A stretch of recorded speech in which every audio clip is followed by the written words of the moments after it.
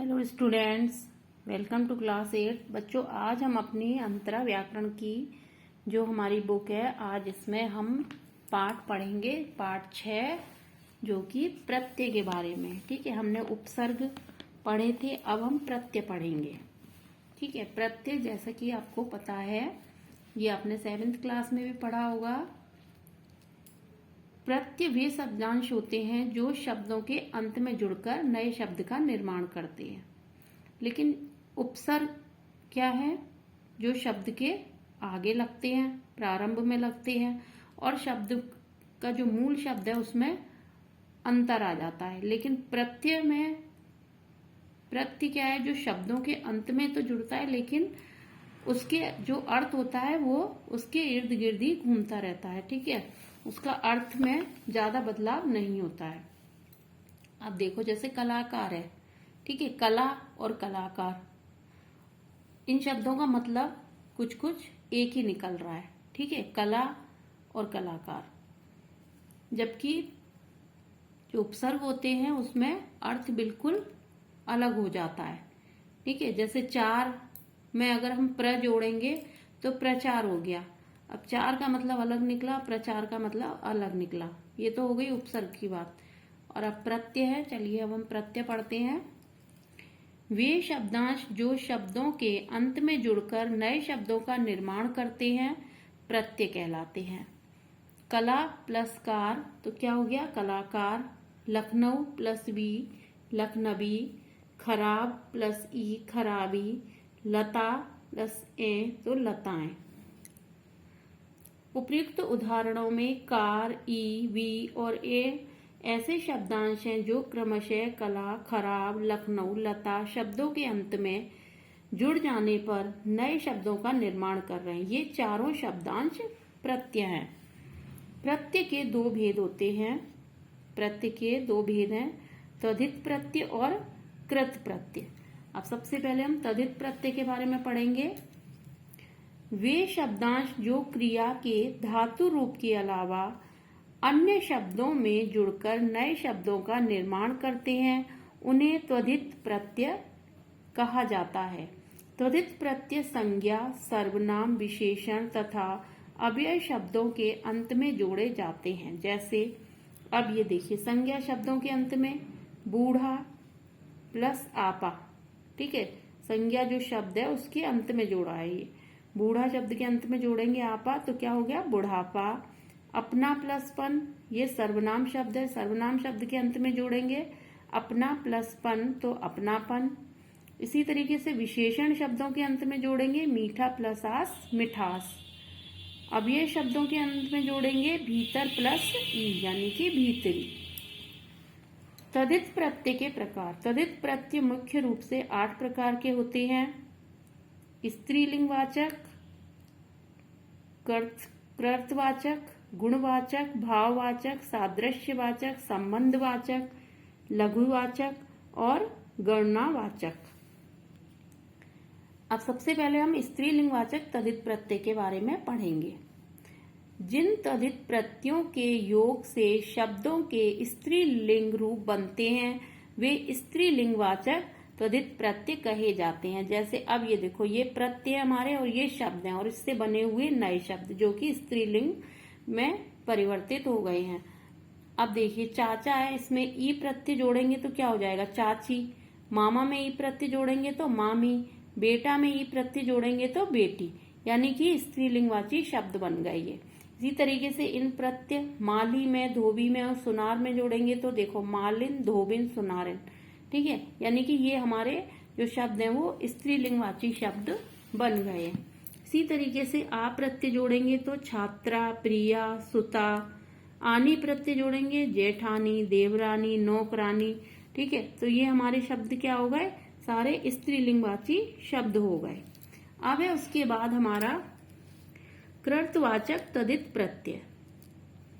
जिन तद्धित प्रत्ययों के प्रयोग से किसी कार्य के करने वाले का बोध होता है, वे कृतवाचक तद्धित प्रत्यय कहलाते हैं। ठीक है, करने वाले का बोध। अब ये देखिए, यहाँ पर हमारे पास शब्द है लोहा और सोना। अब इसमें हम आर प्रत्यय लगा देंगे तो क्या हो जाएगा, लोहार, यानी कि जो लोहे का काम करता है। सोना, सुनार, यानी कि जो सोने के काम करता है। इसी तरीके से गर प्रत्यय, जादूगर, बाजीगर, वाला, दूध वाला, सब्जी वाला, कार, कलाकार, चित्रकार। तो ये शब्द, ये सब क्या हो गए हमारे कृतवाचक तद्धित प्रत्यय हो गए, यानी कि जिससे हमें कार्य करने वाले का पता चल रहा है। अब है हमारा गुणवाचक तद्धित प्रत्यय।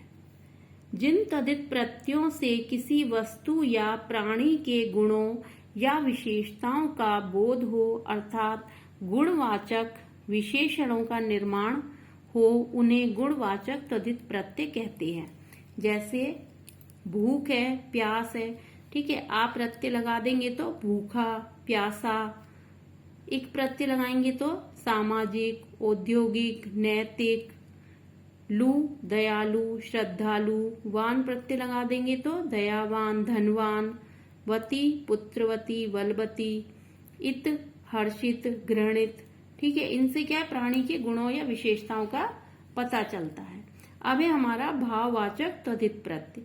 जिन तद्धित प्रत्ययों के योग से भाववाचक संज्ञाओं का निर्माण होता है, उन्हें भाववाचक तद्धित प्रत्यय कहा जाता है। अब जैसे देखिए, भाववाचक में क्या है, ये भाव है बूढ़ा, मोटा, मीठा, बच्चा, लड़का, गरीब, चालाक। ये क्या हमारे पास शब्द है, ठीक है। अब हम इसमें जोड़ेंगे, आपा शब्द जोड़ेंगे तो क्या हो गया, बुढ़ापा, मोटापा, यानी कि ये नए बने भाववाची शब्द हैं। इसी तरीके से मीठा में आस जोड़ेंगे तो मिठास, बच्चा में पन जोड़ेंगे तो बचपन, लड़कपन, गरीबी, चालाकी।